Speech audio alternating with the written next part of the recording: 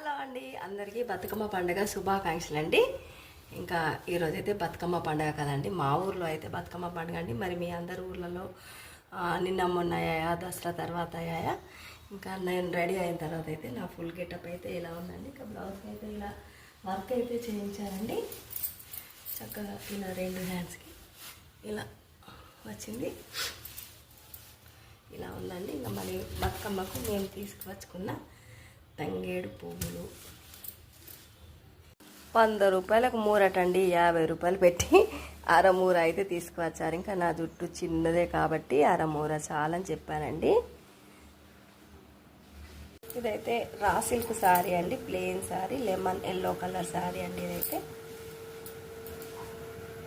గుమ్మడి పూలండి, గుమ్మడి గౌరమ్మ. బతుకమ్మలో కంపల్సరిగా గుమ్మడి గౌరమ్మ, పసుపు గౌరమ్మ ఉండాల్సిందేనండి.